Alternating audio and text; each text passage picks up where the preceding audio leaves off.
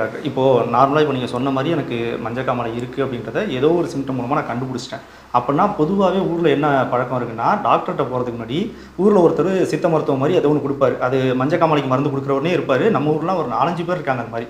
அவங்கள்ட்ட போறாங்க. அவரு சும்மா நகத்த பார்க்குறாரு, கண்ண பார்க்குறாரு. உனக்கு மஞ்சக்காமாலை இருக்குன்னு கன்ஃபார்ம் பண்ணிட்டு ஏதோ ஒரு மருந்து குடுக்குறாரு. அந்த மருந்து ஒரு 1 வீக் எடுங்கன்றாரு. அது வரைக்கும் ஒரு பத்தியம் சொல்றாரு. இதெல்லாம் சாப்பிடக்கூடாது அப்படின்ட்டு. இது சரியா டாக்டர்? டாக்டர போய் பார்க்காம இந்த மாரி குடுக்குறது சரியா? குடுத்தா சரியாகுமா? சரி, இது வந்து நான் அது சரியில்லைன்னு தான் நான் சொல்லுவேன் ஓப்பனா. ஏன்னா, இப்போ என்ட்ட வந்து ஜாண்டிஸ்ன்னு சொல்லி ஒரு ஸ்டேஜுக்கு அப்புறம் தான் பேஷண்ட்ஸ் வர்றாங்க. வர்றப்ப எந்த ஒரு பேஷண்ட்டை நான் கேள்வி கேட்டாலும், அந்த வகையான நீங்க சொன்ன ஏதோ ஒரு வகையான நாட்டு மருந்தை எடுத்திருக்காங்க. போயிட்டு வந்திருக்கேன். சில பேர் சூடெல்லாம் வச்சுக்கிறாங்க. வயிற்றுல ஆமா. சூடு வச்சுக்குவாங்க, காலில் சூடு வச்சுக்குவாங்க, கையில் சூடு வச்சுக்குவாங்க, தொடையிலெல்லாம் காயம் இருக்குது. சும்மா பார்க்குறப்ப இதெல்லாம் இவ்வளோ காயமாக இருக்கேன்னா அது சூடு வச்சாங்க. எதுக்கு சூடு வச்சாங்கன்னா மஞ்சக்காமலைக்காக சூடு வச்சாங்க. ஸோ எப்படி அது ஒரு வைரஸ், அந்த வைரஸுக்கு சூடு வச்சா எப்படி போகும் அந்த மாதிரி. ஸோ அது ஒரு நம்பிக்கை, அவங்க வந்து அது பிளைண்டாக பண்ணுறாங்க. என்னுடைய அட்வைஸ் வந்து என்னென்னா, சில வைரஸ் நான் முதல் சொன்ன மாதிரி இந்த A virus, E virus, B C இந்த மாதிரி நிறையா இருக்குது. இதில் ஏயு இ வைரஸும் அது வந்து ரொம்ப வீரியம் குறைஞ்ச வைரஸ். ரொம்ப ரேராக தான் சிலவங்களுக்கு ரொம்ப சீரியஸ் கண்டிஷன் விடுமே ஒழிய 100க்கு 95% ஆளுகளுக்கு தானாகவே சரியாயிடும்.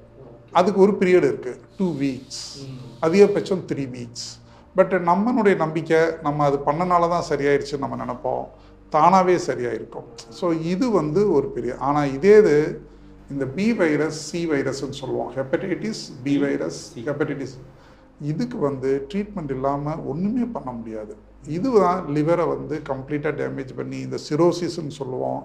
ட்ரிங்க்ஸ் அடிக்கிறவங்களுக்கு எப்படி சிரோசிஸ் வருதோ அதே மாதிரி இந்த வைரஸ்னாலையும் கல்லீரல் ஃபுல்லாக சுருங்கி போய் அதே மாதிரி லிவர் கேன்சர் இதெல்லாம் வந்துடுது. இதெல்லாம் ஹெப்படைட்டிஸ் பிசியாலையும் வருது கேன்சரும். ஆனால் இது வந்து அந்த சமயத்தில் போய் நம்ம இந்த மாதிரி வைத்தியங்கள் பண்ணிட்டு வர்றப்ப நோயாளி ஆல்ரெடி லேட் ஸ்டேஜில் வந்துடுறாங்க.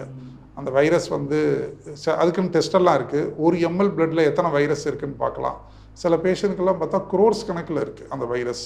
ஸோ அது டெஃபினட்டாக ஒரே நாளில் குரோர்ஸ் எல்லாம் இருக்காது. ரொம்ப நாள் விட்டு முத்தி போனது. அது மல்டிப்ளை ஆகி 1 2 ஆகும், 2 4 ஆகும், 4 8 ஆகும், இப்படியே மல்டிப்ளை ஆகி இப்போ வந்து அவங்களுக்கு குரோர்ஸ் கணக்கில் இருக்குது. ஸோ இது நம்மளுடைய அறியாமை. என்னுடைய அட்வைஸ் பெட்டர், என்ன வைரஸ்ன்றது, அதுக்கு என்ன வைரஸ்ன்னு பார்க்கவே டெஸ்ட் அவைலபிள்.